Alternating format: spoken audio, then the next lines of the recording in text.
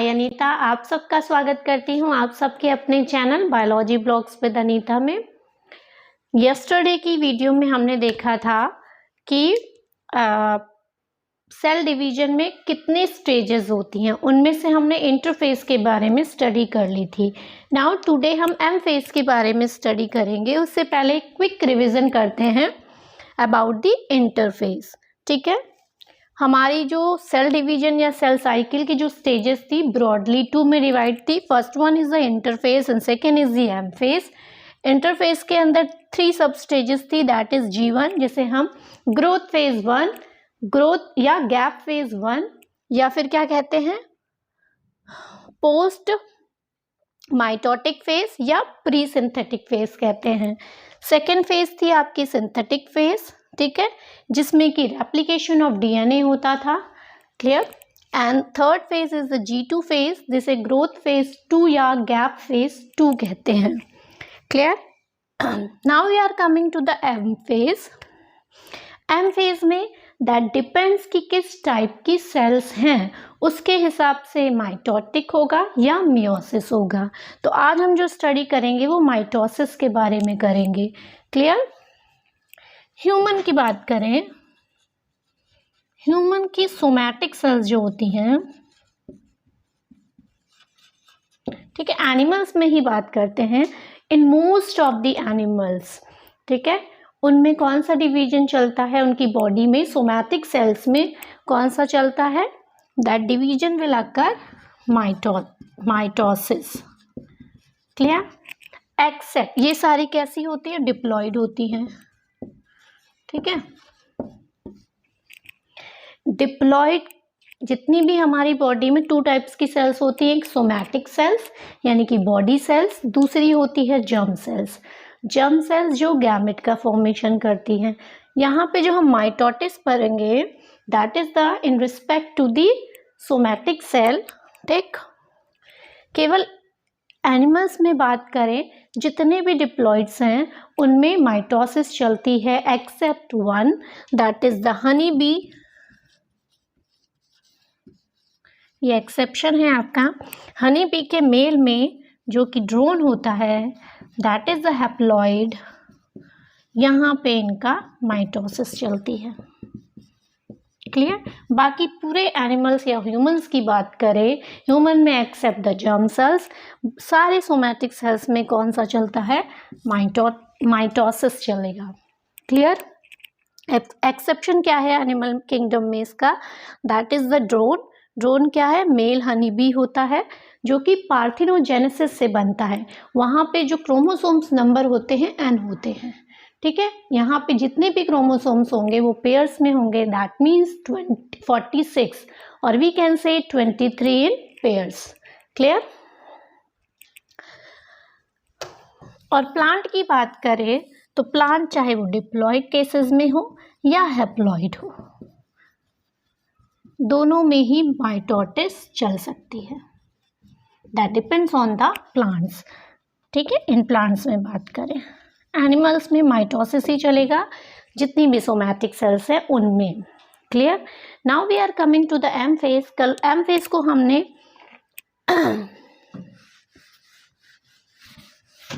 M phase में यानी कि माइटोटिक या मियोसिस, तो आज हम माइटोसिस पढ़ेंगे।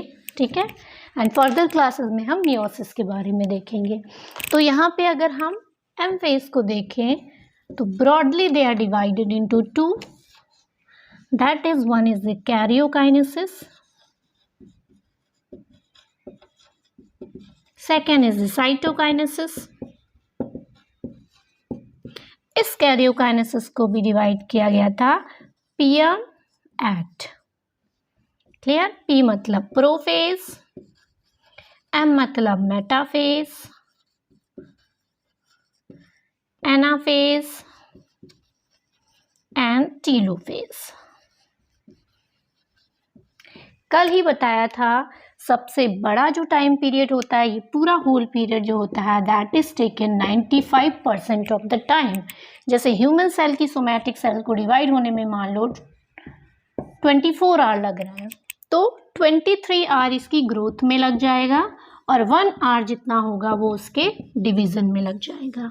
ठीक है, इंटरफेस क्या होती है, that is a preparatory face होती है जिसमें कि सेल की ग्रोथ होती है। जैसे कि जीवन फेज में क्या हो रहा था, अमीनो एसिड्स बन रहा था, प्रोटीन का फॉर्मेशन हो रहा था, आरएनए हो रहा था। ठीक है, मोस्ट ऑफ द ऑर्गेनेली बन रहे थे। क्लियर, न्यूक्लियोटाइड का फॉर्मेशन हो रहा था। G2 एस फेज में क्या हुआ, that is a synthetic phase. Synthetic phase में क्या हो रहा था, सिंथेटिक फेज में आपका डीएनए का रेप्लिकेशन हो रहा था, यानी कि डीएनए का कंटेंट का डुप्लीकेशन हो रहा था, बट क्रोमोसोम्स के नंबर सेम थे। क्लियर, यहाँ पे और क्या हो रहा था, सेंट्रियोल का फॉर्मेशन हो रहा था। एनिमल सेल में ही प्रेजेंट होते एक सेंट्रियोल थे, यानी कि 2 बन गए थे। क्लियर, G2 में आए, यहाँ पे क्या हो रहा था, जो 3 ऑर्गेनेली जीवन फेज में नहीं बनी थी, that is a mitochondria, Golgi body and chloroplast that form in the G2 stage. और यहाँ पे क्या हो रहा था, ट्यूबलिन का फॉर्मेशन भी होता है, एड ऑन कर लेना। ट्यूबलिन का फॉर्मेशन, ट्यूबलिन किस में होता है, हमने लास्ट के क्लासेस में पढ़ा था सेल वाले चैप्टर में कि जो स्पिंडल फाइबर्स होते हैं that is made up of tubulin. तो यहाँ पे ट्यूबलिन का फॉर्मेशन हो जाएगा। क्लियर, अब एक चीज था यहाँ पे, कोई जरूरी नहीं है कि सेल हमेशा ही डिवाइडिंग फेज में जाए। सम टाइम क्या होता है, यहाँ पे सेल में किसी प्रोटीन की कमी हो जाती है। ठीक है, उसको हम CDK कहते हैं, CDK प्रोटीन होता है। क्लियर, CDK प्रोटीन की अगर कमी हो जाएगी या तो क्या होता है, ये जो सेल स्टेज की पोजीशन में होती है वो नॉकआउट कर जाती है, यानी कि कहाँ चली जाती है, इसको कहते हैं हम G0 स्टेज। क्लियर, या कहते हैं क्वीसेंट स्टेज। दैट मीन्स जो हमारी सेल होती है वो डिवाइडिंग के फेज से एग्जिट कर जाती है, परमानेंट एग्जिट नहीं करती है, फॉर द सम टाइम, जब उसका मन करेगा, यानी कि जब उसकी प्रोटीन की जो भी कमी थी वो पूरी हो जाएगी, then again cell will enter the dividing phase. Clear, तो इसको हम जो स्टेज है इसका होता है क्वीसेंट स्टेज होता है, जिसे हम G0 से रिप्रेजेंट करते हैं। एक चीज और, यहाँ पे 2 चेक पॉइंट्स होते हैं, एक चेक पॉइंट होगा G में। ठीक है, क्यों चेक पॉइंट कहते हैं, क्योंकि यहाँ पे गैप आ रहा होता है, यहाँ पे आपका फॉर्मेशन हुआ सबका, फिर यहाँ पे कोई ग्रोथ या कुछ नहीं हुआ, यहाँ पे रेप्लिकेशन हो गया, तो एक चेक पॉइंट तो आपका ये हो गया, दूसरा चेक पॉइंट हो गया आपका G2 के बाद वाला। ठीक है, these 2 are the check points. एक चेक पॉइंट्स में सेल अगर G1 से S में कर गई तो डिवाइडिंग फेज में जाएगी, और क्या होता है, अगर G1 से आपका G0 में चली गई, दैट मीन्स ये डिवाइडिंग सेल से बाहर चली गई। यहाँ पे सेल पूरी तरह से इनएक्टिव नहीं होती, सेल केवल डिवाइड नहीं करती है, मेटाबॉलिकली सेल एक्टिव रहती है। क्लियर, अब आते हैं हम M फेज की बात करें तो स्टार्ट करते हैं M फेज के कैरियोकाइनेसिस से।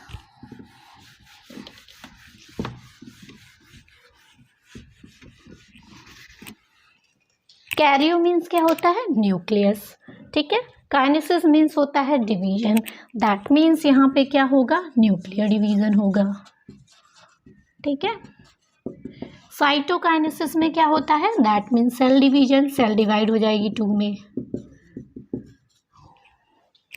तो हम इसका पहले लेके चलते हैं माइटोसिस में। ठीक है, एम फेज का मतलब यहाँ पे माइटोसिस ले लो। ठीक है, कैरियोकाइनेसिस में अगर हम फर्स्ट स्टेज की बात करें, इसकी फर्स्ट स्टेज आपकी प्रो है, प्रोफेज। प्रो मीन्स क्या होता है, फर्स्ट, फेज मीन्स स्टेज, ये क्या है, first stage of nuclear division. Clear, वहां पे मैंने सेल के चैप्टर में भी बोला था, जब हमने न्यूक्लियस पढ़ाया था, न्यूक्लियस में आपने देखा था कि जो न्यूक्लियस में क्रोमोसोम्स प्रेजेंट होते हैं, यानी कि थ्रेड के फॉर्म में प्रेजेंट होते हैं। तो ये रिप्रेजेंट करता है बिफोर द डिवाइडिंग फेज।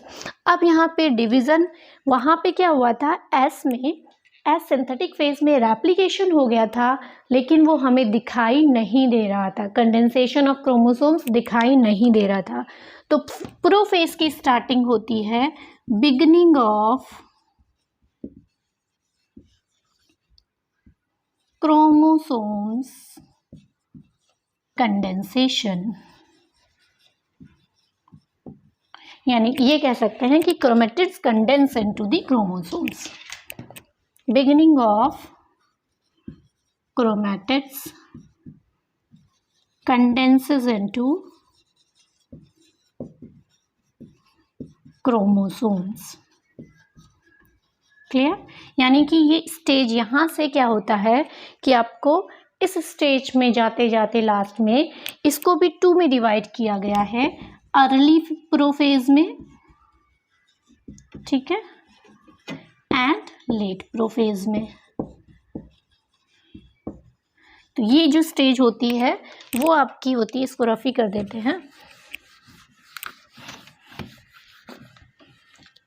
ये आपकी जो स्टेज है ये आपकी स्टेज है अर्ली प्रोफेज में। क्लियर? अर्ली प्रोफेज में क्या होता है, जैसे ये हमारा क्या है, सेल है, ठीक है, इसके अंदर न्यूक्लियस है, इसके अंदर क्या पड़े थे आपके, इस टाइप के क्रोमोसोम्स थे, ठीक है, और क्या हुआ, यहाँ पे सेंट्रियोल पड़े थे आपके, ठीक है, ये आपका एस स्टेज में इस टाइप से पड़ा हुआ था, ठीक। जब ये अर्ली प्रोफेज में आया तो इसने क्या किया, कंडेंसेशन स्टार्ट कर ली। क्लियर? तो यहाँ पे कंडेंस होगा, लेट प्रोफेज में पूरा कंडेंसेशन हो जाएगा इसका।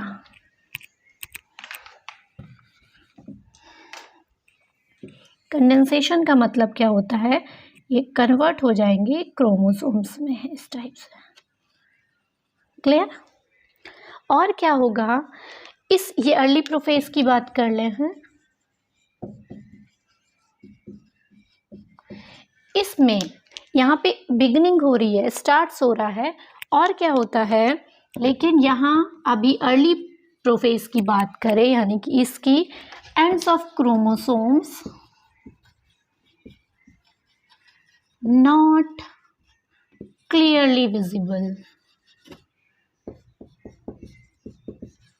ठीक है, ये अर्ली प्रोफेज में इस टाइप से दिखेगा आपको। यहाँ पे 2 सेंट्रोसोम्स प्रेजेंट होते हैं सेल में, जो कि एक दूसरे के परपेंडिकुलर होते हैं, इसको अच्छे से ही बना लेते हैं इस टाइप से, ठीक है, आपने सेल के चैप्टर में भी पढ़ा होगा, ठीक, एक दूसरे के परपेंडिकुलर सेंट्रियोल्स पड़े रहते हैं सेंट्रोसोम्स के अंदर। तो अर्ली प्रोफेज में क्या हुआ, जो आपका क्रोमेटिड्स थे, धागे जैसे जो स्ट्रक्चर थे, उन्होंने कंडेंस होना स्टार्ट किया है, लेकिन अभी भी अर्ली प्रोफेज में जो क्रोमोसोम्स हैं वो क्लियरली विजिबल नहीं होते हैं, ठीक है। ये कैसे दिखते हैं, ये दिखता है बॉल ऑफ वूल के जैसा, जैसा कि उलझा हुआ एक ऊन का गुच्छा। तो इस स्टेज को हम क्या कहते हैं, इस स्टेज को कहते हैं प्राइम स्टेज। क्लियर? इस स्टेज को हमने क्या कहा, इस प्राइम स्टेज, जो हमारा बॉल ऑफ वूल था, ऊन के गुच्छा जो था, जिसमें कि हमें एंड्स क्लियर नहीं हो रहे थे, यानी कि ये, ठीक है। और क्या होना स्टार्ट होते हैं, ये जो हमारे सेंट्रोसोम्स हैं, सेंट्रियोल्स हैं, इनमें क्या होता है, एस्टर रेज आना स्टार्ट हो जाती हैं, ठीक है, इस टाइप से। ये क्या है आपकी एस्टर रेज, किसमें होते हैं ये आपके सेंट्रोसोम में। तो ऊपर वाला हम रफ कर देते हैं, ठीक है। पहला पॉइंट आपका क्या था, बिगिनिंग ऑफ क्रोमेटिड्स हो गया, ends of chromosomes not clearly visible, दिखता कैसा है, जैसे कि ऊन का गोला हो, उस स्टेज को हम प्राइम स्टेज कहते हैं। थर्ड में क्या हुआ, इसी स्टेज में अर्ली में जो हमारे सेंट्रियोल पड़े थे वहाँ पे क्या जुड़ गए, सेंट्रियोल में हमारे जुड़ गए एस्टर रेज। ठीक है, इनको हम पूरा विद एस्टर रेज को क्या कहते हैं, इस कंडीशन को कहते हैं एस्टर। क्लियर, यानी कि सेंट्रियोल में जब एस्टर रेज जुड़ जाते हैं तो ये क्या कहलाते हैं, एस्टर कहलाएंगे। क्लियर, अब क्या होता है, अब देखो कितनी सेल है सेंट्रियोल की, एक सेल आपका एस सिंथेसिस में जो सिंथेटिक फेज में थे वहां पे एक सेंट्रियोल से 2 बन गए, तो 1 सेल में कितनी है, 1 सेल में 2 एस्टरेज हैं, 2 एस्टर है। तो इसको क्या कहते हैं हम मिला के, माइटोटिक एपरेटस।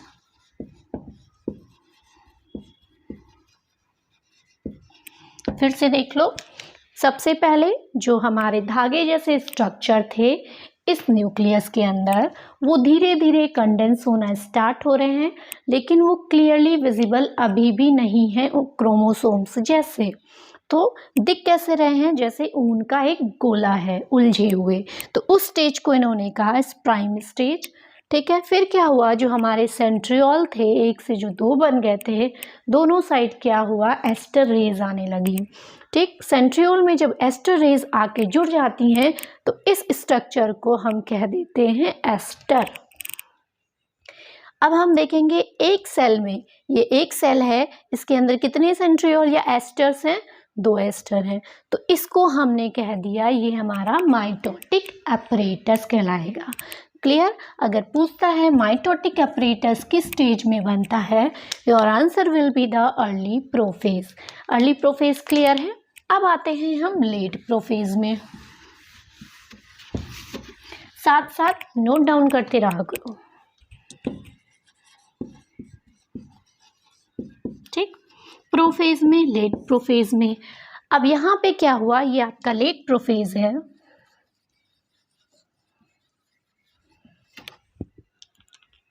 यहाँ पे एंड ऑफ द प्रोफेज में क्या हुआ, पहले क्या होगा, धीरे धीरे जो सेंट्रियोल होंगे वो आपके कहाँ आ जाएंगे, पोल्स में आ जाएंगे, moves towards the pole. Clear, इस टाइप से ये आपके एग्जैक्टली कहाँ पे प्रेजेंट हो गए, पोल में। तो लिख देंगे कि इसमें क्या हुआ, सेंट्रोसोम या सेंट्रियोल जो भी लिखना चाहो, सेंट्रोसोम्स मूव्स टूवर्ड्स पोल्स। ठीक है, इसमें क्या हुआ, सेंट्रोसोम्स जो था हमारा वो क्या हुआ, धीरे धीरे पोल्स में आना स्टार्ट कर गए। और क्या होगा, जो हमारे न्यूक्लियर मेम्ब्रेन होगी ये वाली, वो धीरे धीरे क्या होगी, डिसअपियर हो जाएगी, हल्की हल्की डिसअपियर होना स्टार्ट हो जाएगी। Nuclear membrane starts disappearing. ठीक है, न्यूक्लियर मेम्ब्रेन डिसअपियर होगी तो क्या होगा, इसके अंदर क्यों होती है, क्योंकि भाई इसको डिवाइडेशन के लिए स्पेस चाहिए। स्पेस कब मिलेगा, जब उसका अंदर का मटेरियल सारा डिसइंटीग्रेट होने लग जाएगा। ठीक है, धीरे धीरे क्या हो रहा है, डिसइंटीग्रेटिंग स्टार्ट होना है। अगर इसके न्यूक्लियर मेम्ब्रेन डिसअपियर हो जाएगी, होने लगेगी, तो यहाँ पे क्या डिसअपियर हो जाएगा, डिसअपियरिंग ऑफ न्यूक्लियस के अंदर क्या क्या प्रेजेंट होते हैं, आपका न्यूक्लियोलस, ये भी गायब हो जाएगा। ठीक है, उसके बाद उसकी बाहर की न्यूक्लियर मेम्ब्रेन से क्या लगे होते हैं, ईआर लगे होते हैं, ये भी चला जाएगा।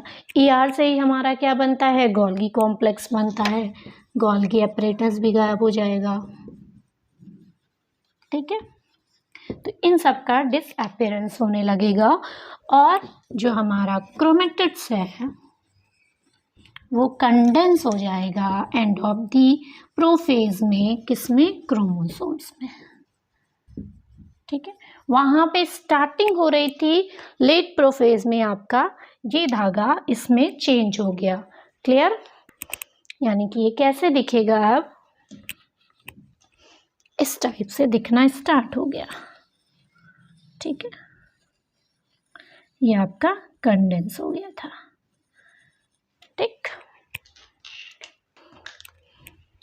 और क्या होगा यहाँ पे, ठीक है, यहाँ पे क्या होगा, धीरे धीरे इनसे क्या, ये आपका क्या है, काइनेटोकोर होते हैं यहाँ पे। ठीक है, और क्या होगा, यहाँ से स्पिंडल फाइबर का फॉर्मेशन भी स्टार्ट हो जाता है। Formation of spindle fibre starts. Clear. तो लेट प्रोपेज में क्या क्या होगा, जो सेंट्रोसोम्स होगा वो पोल्स में आ जाएंगे। ये वाला जो स्ट्रक्चर था जो हमें एस सिंथेटिक फेज में नहीं दिख रहा था, केवल हम डीएनए कंटेंट से ऑब्जर्व कर रहे थे कि हाँ कंडेंस हो चुका है, वहाँ यहाँ पे अपीयर होने लग जाएगा, दिखने लग जाएगा। न्यूक्लियर मेम्ब्रेन डिसअपीयर होने लग जाएगी और स्टार्टिंग ऑफ द मेटाफेज, जैसे हम नेक्स्ट स्टेज में मेटाफेज में पहुंचेंगे, पूरी तरह से डिसअपीयर हो जाएगी। ठीक है, न्यूक्लियर मेम्ब्रेन डिसअपीयर होगी तो उसके अंदर से जो रिलेटेड मटेरियल है वो सारा डिसअपीयर हो जाएगा। क्रोमेटिड्स पूरी तरह से क्रोमोसोम्स में कन्वर्ट या कंडेंस हो जाएगा और स्पिंडल फाइबर अभी पूरी तरीके से बने नहीं हैं, बनना स्टार्ट हो रहे हैं। Now we are coming to the metaphase.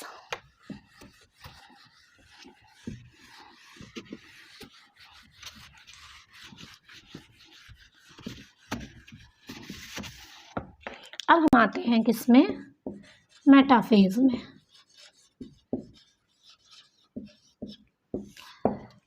Metaphase में क्या होगा, मेटाफेज में एक ये सेल है, ठीक है, न्यूक्लियर मेम्ब्रेन वहाँ पे डिसअपीयर होना स्टार्ट हो गई थी और प्रोफेज में ये क्या होती हैं, जो स्टेजेस होती हैं एक दूसरे को ओवरलैप करती हैं। क्लियर, ये नहीं होता कि एक ख़त्म हो जाती तब दूसरी स्टार्ट होती, एक ख़त्म होने वाली होती है और दूसरी प्रोसेस स्टार्ट हो जाती है। तो इस मेटाफेज में आते आते क्या होता है, जो हमारी न्यूक्लियर मेम्ब्रेन थी वो डिसअपीयर हो गई, यहाँ पे टोटली डिसअपीयर हो गई। तो लिख लो, न्यूक्लियर मेम्ब्रेन डिसअपीयर, वहाँ पे स्टार्ट हो रही थी, यहाँ आते आते डिसअपीयर हो गई। क्लियर। अब हम जानते हैं एक सेल में कितने होंगे क्रोमोसोम्स, 23 पेयर्स, ठीक है, यानी कि 46 नंबर ऑफ क्रोमोसोम्स। लेकिन यहाँ पे हम एक ही बना रहे हैं for the representing of the cell, होते इसके अंदर 46 हैं लेकिन दिखाने के लिए हम एक या दो ही बनाएंगे। ठीक है, अब क्या हुआ, यहाँ पे क्या हो गया था, आपका क्रोमोसोम्स क्या हो गए थे, कंडेंस हो गए थे वहाँ पे। यहाँ पे क्या हो गया, इक्वेटोरियल प्लेट में अरेंज हो गया ये एक, अभी बताते हैं।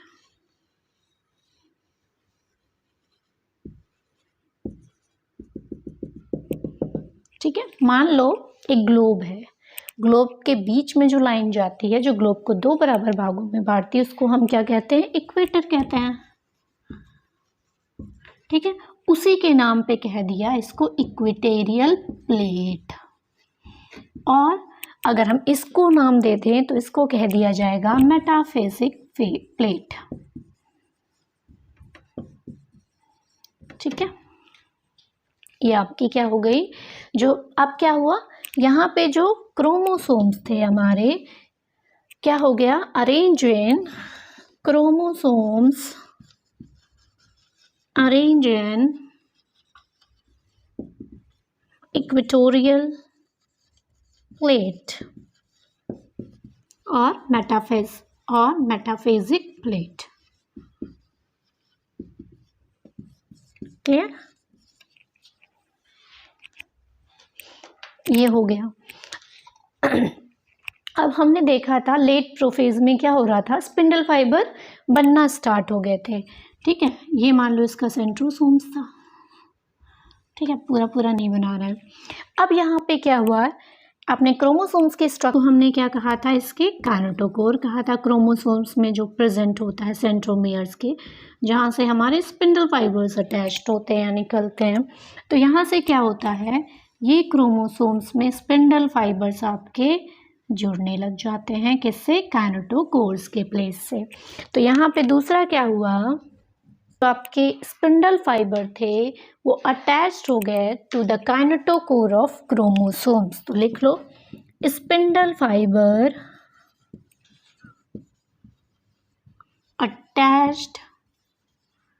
अटैचेस जुड़ जाते हैं to the kinetochore of chromosome. ठीक है, अब हम यहाँ पे क्या देख रहे हैं, अगर कोई पूछे कि मेटाफेज में total number of spindle fibres कितने होते हैं, तो एक क्रोमोसोम्स में कितने स्पिंडल फाइबर हैं? 2। तो 46 में कितने हो जाएंगे number of, total number of spindle fibre कितने होंगे? एक क्रोमोसोम्स में कितने हैं? 2। ठीक है, एक क्रोमोसोम्स में 2 स्पिंडल फाइबर हैं, तो 46 क्रोमोसोम्स में कितने होंगे? 46 इंटू 2 यानी कि 92। क्लियर? तो अगर पूछा जाए total number of spindle fibre in the metaphase, that your answer will be the 92। Clear है ये स्टेज? अब क्वेश्चन पूछा जाता है कि which stage is best for the study of the morphology और स्ट्रक्चर ऑफ क्रोमोसोम। तो ये मेटाफेज की स्टेज है जहाँ पे इंपॉर्टेंट पॉइंट है, that is best stage to study of morphology और स्ट्रक्चर ऑफ क्रोमोसोम। यहाँ पे आप क्या करोगे, ये आपके क्रोमोसोम्स में हर एक पार्ट की मॉर्फोलॉजी, जैसे काइनेटोकोर दिख रहा है, सेंट्रोमियर दिखेगा, क्रोमेटिड्स दिखेंगे, सिस्टर क्रोमेटिड्स दिखेंगे, तो ये आपकी बेस्ट स्टेज होती है उसकी स्ट्रक्चर की या मॉर्फोलॉजी की स्टडी करने के लिए। ठीक है, एक क्वेश्चन और आता है कि which one is the best stage to study the shape of the chromosomes. वो जो बेस्ट स्टेज होती है वो एनाफेज होती है। क्यों होती है इसके बाद देखते हैं। ठीक है, ये क्लियर है। मेटाफेज में क्या हुआ, न्यूक्लियर मेम्ब्रेन डिसअपियर हो गई, क्रोमोसोम्स के में स्पिंडल फाइबर्स जो थे उसके काइनेटोकोर से अटैच हो गए, क्रोमोसोम इक्वेटोरियल प्लेट में अरेंज हो गए, और क्या हो गया, ये कौन सी स्टेज होती है, that is the best stage for the study of the morphology or structure of chromosome. Now we are coming to the third stage, that is the anaphase.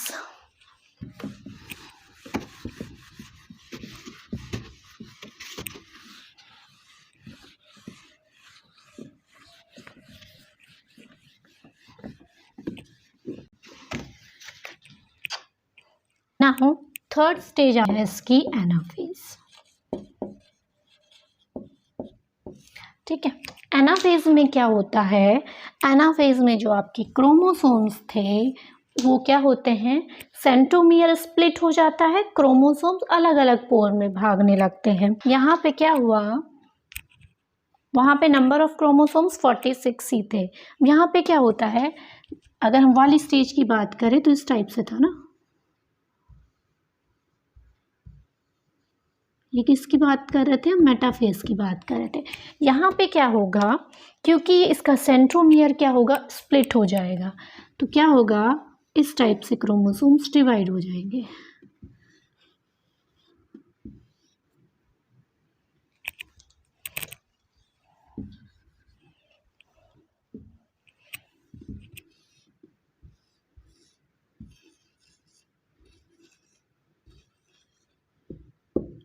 ठीक है, क्लियर। तो यहाँ पे क्या हुआ, यहाँ पे स्प्लिटिंग हो गई क्रोमेटिड्स की। दोबारा इसमें क्या हुआ, फॉर वेरी शॉर्ट पीरियड यहाँ पे नंबर ऑफ क्रोमोसोम्स क्या हुआ, अब मान लो नंबर ऑफ यानी कि ये क्रोमोसोम्स अलग अलग चले गए, डायड में चले गए, तो 46 इधर चले गए, 46 इधर चले गए।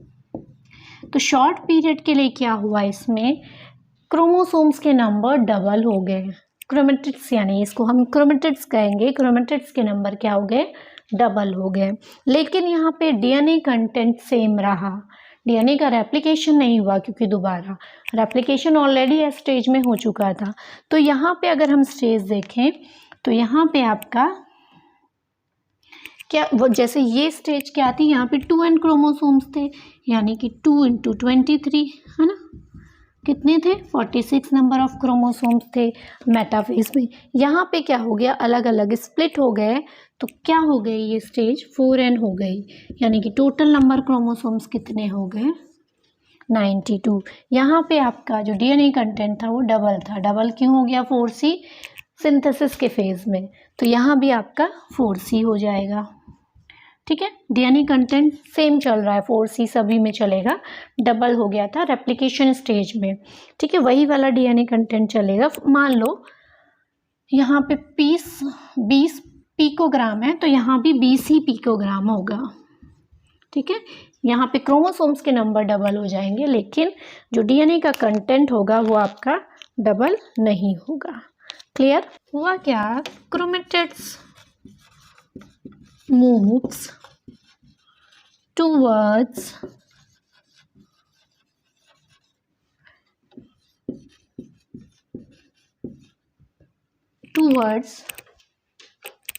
opposite pole।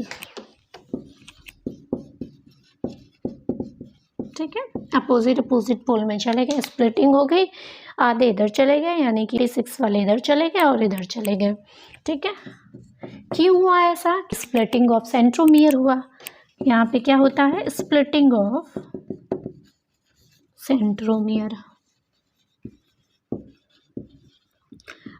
नोट करके लिख लो, ये क्या होती है, best stage for study the shape of chromosome.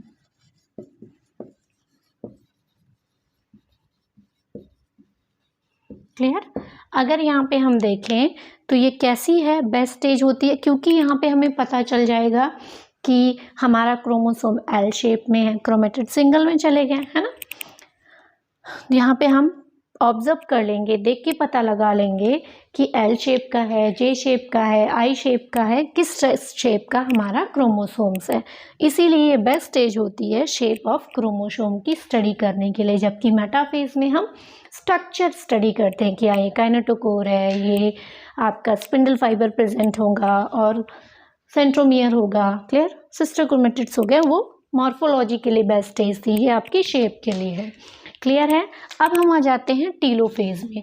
Tillo means होता है end of the nuclear division. यहाँ पे न्यूक्लियर डिवीजन आपका खत्म हो जाएगा, यानी कि दो न्यूक्लियस में डिवाइड हो जाएंगी आपकी सेल। नेक्स्ट पेज आपकी आती है टीलोफेज।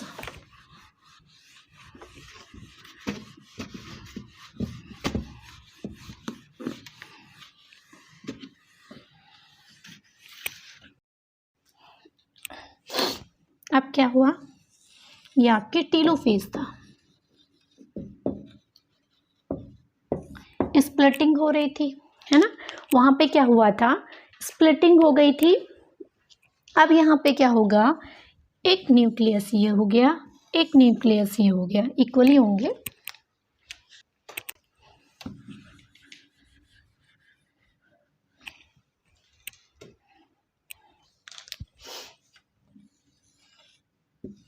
ठीक, यहाँ पे क्या हुआ, रीअपियर होने लग गया, reappearing of nuclear membrane, nucleolus, ER, Golgi apparatus.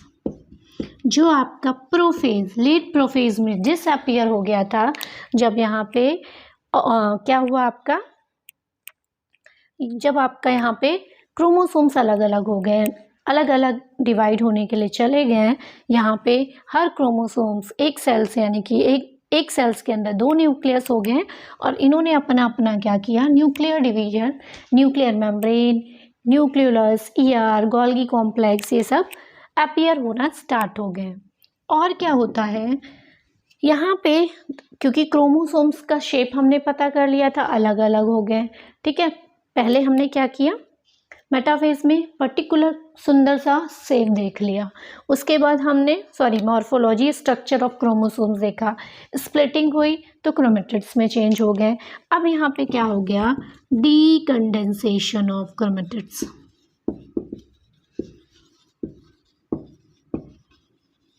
या क्रोमोसोम्स, कुछ भी लिख लो, डीकंडेंसेशन ऑफ क्रोमोसोम्स। ठीक है, जो आपका क्रोमोसोम्स था वो डीकंडेंसेशन मतलब कैसा दिखने लगा, थ्रेड लाइक दिखने लग गया। ठीक है, यहाँ पे एंड हो गया हमारा, यानी कि इसने इस क्रोमोसोम्स में जो भी मटेरियल था उसने अलग ले लिया, इधर ले लिया, एक सेल के अंदर 2 न्यूक्लियस फॉर्म हो गया। क्लियर। उसके बाद क्या कंडीशन आती है, यहाँ पे हमारा न्यूक्लियर डिवीजन फिनिश, लेकिन अभी भी 2 ऑर्गेनिजम्स नहीं बने, 2 डॉटर सेल नहीं बने हैं, एक सेल के अंदर 2 न्यूक्लियस बन गए। अब कौन सी स्टेज आएगी, साइटोकाइनेसिस करेंगे अब हम। ठीक है, अब क्या आएगा, साइटोकाइनेसिस, यानी कि सेल का डिवीजन होगा या साइटोप्लाज्मा का डिवीजन होगा। अभी इस स्टेज में थी हमारी, ठीक है, सेल इसके अंदर सारा भरा हुआ है मटेरियल जो भी है आपका। अब इसमें भी प्लांट्स और एनिमल्स में अलग अलग टाइप से होती हैं। एनिमल की बात करें तो कैसे फॉर्म में होंगी, सेल फरो के फॉर्म में होंगी, डिवीजन फरो बनाते हैं एनिमल्स में। प्लांट सेल्स में अगर हम बात करें तो यहाँ डिवीजन जो होता है वो सेल प्लेट से होता है। ठीक है, अब हम देखते हैं एनिमल सेल में कैसे होता क्या है। मान लो एक सेल है, ठीक है, यहाँ पे हमारा स्ट्रक्चर था इस टाइप से, पूरा न्यूक्लियोलस में जो भी मटेरियल प्रेजेंट था, न्यूक्लियोलस। ठीक है, इसके साइड में प्लाज्मा मेम्ब्रेन के पास क्या प्रेजेंट होते हैं, माइक्रोफिलामेंट्स प्रेजेंट होते हैं। ठीक है, ये माइक्रोफिलामेंट क्या करते हैं, ये क्या है आपके माइक्रोफिलामेंट, ये माइक्रोफिलामेंट क्या करते हैं, ये क्या है आपकी प्लाज्मा मेम्ब्रेन है, इस प्लाज्मा मेम्ब्रेन पे क्या करेंगे, प्लाज्मा मेम्ब्रेन है या सेल मेम्ब्रेन कह दो। ठीक है, इसमें क्या होगा, ये इस पे प्रेशर डालेंगे तो हमारी जो प्लाज्मा मेम्ब्रेन होगी वो क्या होगी,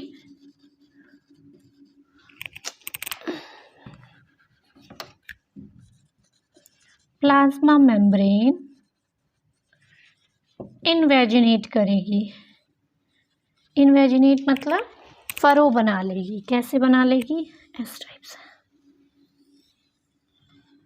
ठीक, जहाँ पे माइक्रोफिलामेंट था वहाँ से प्रेशर आया प्लाज्मा मेम्ब्रेन पे, प्लाज्मा मेम्ब्रेन अंदर की तरफ दब गई, इन्वेजिनेट हो गई, तो धीरे धीरे इसमें डिवाइडेशन होने लग गया।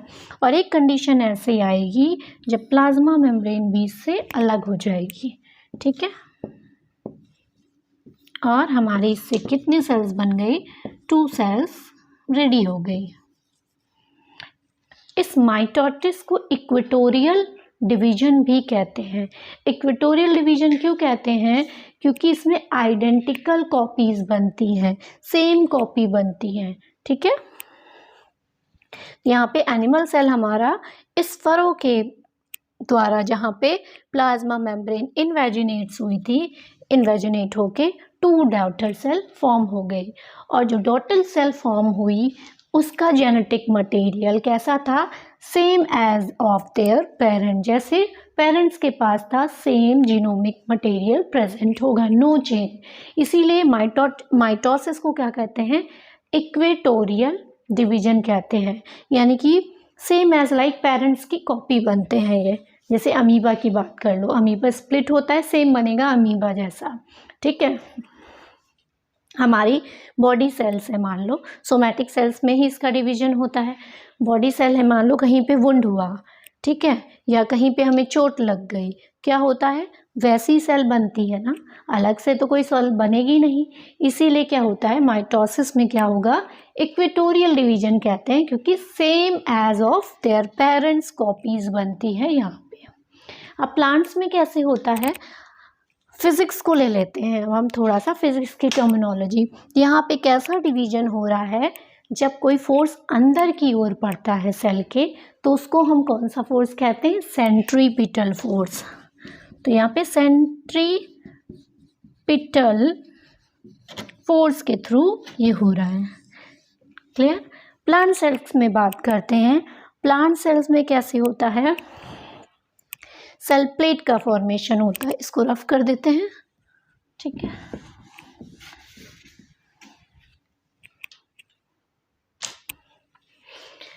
प्लांट सेल में क्या होता है, मान लो ये एक प्लांट सेल है, इसके अंदर न्यूक्लियस हो गया, ठीक है, दो थे ना, सॉरी, ठीक। इसमें क्या हुआ, इसमें बीच में मिडिल के हिस्से में आपका क्या बनता है, फ्रैगमोप्लास्ट प्रेजेंट होता है। फ्रैगमोप्लास्ट जो कि कॉम्प्लेक्स होता है, स्ट्रक्चर किसका होता है, थोड़ा इसमें गोल्गी अपरेटस का हिस्सा होता है, माइटोकॉन्ड्रिया, राइबोसोम्स, ये सारे प्रेजेंट होते हैं। यहाँ पे फ्रैगमोप्लास्ट में क्या होता है, धीरे धीरे कैल्शियम पैक्टेट या मैग्नीशियम पैक्टेट का डिपोजिशन होना स्टार्ट हो जाता है। यहाँ पे क्या होगा, कैल्शियम आयन और मैग्नीशियम आयन, या इसको हम अगर कॉम्प्लेक्स के फॉर्म में देखें, कैल्शियम और मैग्नीशियम पैक्टेट का फॉर्मेशन होने लगता है, जिससे हमारा क्या मिलकर बना होता है, मिडिल लैमेली। तो यहाँ पे क्या होगा, धीरे धीरे ये स्टेजेस आएगी और मिडिल लैमेला बन जाएगा, ठीक है। ये आपकी सेल वॉल थी, क्लियर। इसके अंदर न्यूक्लियस था। ये फ्रैगमोप्लास्ट धीरे धीरे फैल के क्या होगा, यहाँ पे मिडिल लैमेला बना लेगा इसके डिपोजिशन से, ठीक है। फिर इसके बाद क्या बनेगा, प्लाज्मा मेम्ब्रेन बन जाएगी। प्लाज्मा मेम्ब्रेन के बाद प्राइमरी सेल वॉल बनेगी, फिर सेकेंडरी सेल वॉल बन जाएगी, और हमारा दो सेल्स अलग अलग बनकर तैयार हो गई। क्लियर है। ये था हमारा साइटोकाइनेसिस एनिमल में फरों के द्वारा। अब यहाँ पे अगर हम देखें, ठीक है, यहाँ पे जो फोर्स लग रहा था वो कैसा लग रहा था, सेंट्रीपिटल लग रहा था, सेंटर की तरफ लग रहा था। यहाँ सेंटर से दूर लग रहा है, यानी कि बाहर की ओर लग रहा है, ठीक है, यहाँ पे बाहर की ओर लग रहा है। तो इसको हम क्या कह देते हैं, सेंट्रीफ्यूगल, ठीक है। Outside of the centre plate बनाओ, धीरे धीरे ऐसे डिवीजन हुआ, वहाँ पे ऐसे डिवीजन हो रहा था, क्लियर, यहाँ पे ऐसे डिवीजन हो रहा है, क्लियर है। अब हम थोड़ा सा बात कर लेते हैं कि अगर सेल डिवीजन करने में, यानी कि साइटोकाइनेसिस करने में अगर कोई सेल फेल है तो क्या होता है, ठीक है, अगर इसमें साइटोकाइनेसिस ना हो रही हो तो।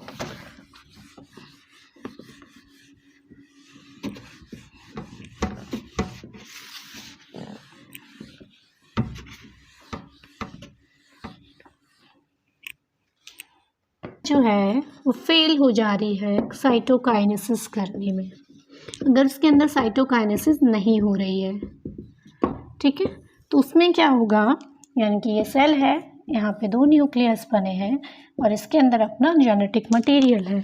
इस स्टेज को क्या कहते हैं, हम इसको कहते हैं फ्री न्यूक्लियर डिवीज़न। और हम क्या कहते हैं, जैसे कि फंजाई में पढ़ा है आपको, सिनोसिटिक स्टेज हो जाती है, या हम इसको कह देते हैं बाई, दो दिख रहे हैं तो बाई कह दिया, वरना कई ढेर सारे होते हैं तो उनको हम कह देते हैं मल्टी न्यूक्लिएट कंडीशन, ठीक है। और इसी को अगर इसमें, इसी मल्टी न्यूक्लिएट कंडीशन में, चाहे हम प्लांट की बात करें या हम एनिमल की बात करें उसको हम कह देते हैं सिंसीशियल स्टेज या सिंसीशियम स्टेज, ठीक है, और सिंसीशियम स्टेज दोनों ही हम करेक्ट। इसका एग्जाम्पल देखिए अगर हम, तो liquid endosperm of coconut. Coconut के अंदर जो लिक्विड भरा होता है उसमें क्या होता है, फ्री न्यूक्लियर डिवीजन ही होता है, फ्री न्यूक्लियस पड़े होते हैं, फ्री न्यूक्लियर डिवीजन होकर ही वो बना है, कई न्यूक्लियस प्रेजेंट होते हैं उसके अंदर, ठीक है, या फ्री न्यूक्लियर एंडोस्पर्म के अंदर उसको।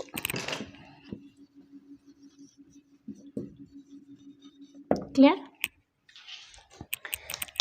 ये बात हो रही है हमारी माइटोसिस की। तो हमने माइटोसिस में इंटरफेज पढ़ लिया, उसका एम फेज में प्रोफेज, मेटाफेज, एनाफेज और टीलोफेज पढ़ लिया, और देख लिया अगर साइटोकाइनेसिस नहीं होती है तो स्टेज को सिंसीशियम स्टेज कहते हैं, जहाँ पे एक ही सेल में 2 न्यूक्लियस या मल्टी न्यूक्लिएट की कंडीशन होती है।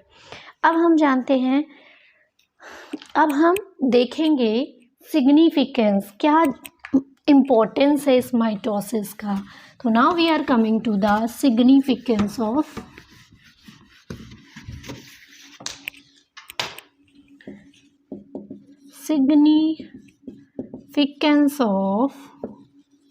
माइटोसिस। क्या सिग्निफिकेंस होगा? हमने देखा था कि हमने डिवीजन भी 46 क्रोमोसोम से किया था, और जो हमें मिली वो भी 46 क्रोमोसोम्स का ही ऑर्गेनिजम्स था या सेल थी, ठीक है। तो क्या देखेंगे हम, इसमें हमें क्लोन मिलती है, ठीक है।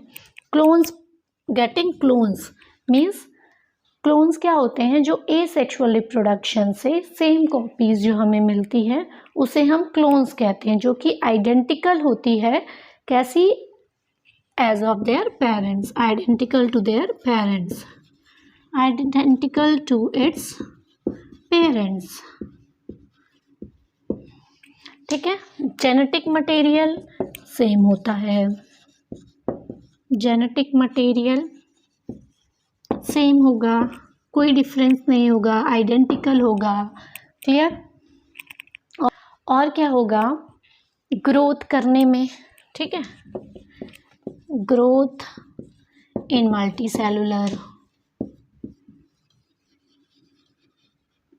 ठीक है, और हीलिंग में, ठीक, हीलिंग में हेल्प यूज़ होता है इसका सिग्निफिकेंस। यानी कहीं चोट लग रही है तो हमारी सेल्स धीरे धीरे क्या होती है, सही होने लगती है, यानी कि वहाँ डिवीजन होता है और वो प्लेस रिकवर हो जाती है बाय द सेल फॉर्मेशन से, उसी टाइप की। ये तो नहीं है कि अलग से सेल दिखती है, हाथ अलग से दिखने लग जाता है, ठीक है, ऐसा तो नहीं होता, सेम सेल्स बनती हैं, ठीक। तो हमारा हीलिंग में हेल्प करता है। अब देखो यहाँ पे क्या होता है, सेल डिवीजन क्या हो रहा है, सेल डिवीजन से पहले, एम फेज से पहले कौन सी स्टेज आ रही थी, इंटरफेज, वहाँ पे सेल ग्रोथ कर रही थी, ठीक है। ग्रोथ में क्या होता है, तो उसका जो न्यूक्लियर कंटेंट और साइटोप्लाज्मिक कंटेंट होता है वो डिसबैलेंस हो जाता है, क्योंकि जब ग्रोथ करेगी तो साइटोप्लाज्मा और न्यूक्लियोप्लाज्मा जो है उसका बढ़ेगा, है ना। तो जब डिवीजन होती है तो वो रीस्टोर कर लेती है, तो मेंटेन करता है, मेंटेनिंग इन न्यूक्लियोसाइटोप्लाज्मिक कंटेंट, यानी कि न्यूक्लियोप्लाज्मा और जो साइटोप्लाज्मा है उसके कंटेंट को मेंटेन करके भी रखता है, ठीक है। ये था इसका significance. I think mitosis clear हो गया होगा, ठीक है। कल हम पढ़ेंगे एम फेज में meiosis first condition, meiosis first stage, क्योंकि मियोसिस को 2 में बांटा गया है, ठीक है, मियोसिस 1, मियोसिस 2, उसके बीच में भी एक स्टेज आती है जिसे हम इंटरकाइनेसिस कहते हैं। कल इसके बारे में हम डिटेल स्टडी करेंगे। आज के लिए बस इतना ही। लेक्चर अच्छा लगा हो तो लाइक, शेयर एंड सब्सक्राइब जरूर करिए। Thank you.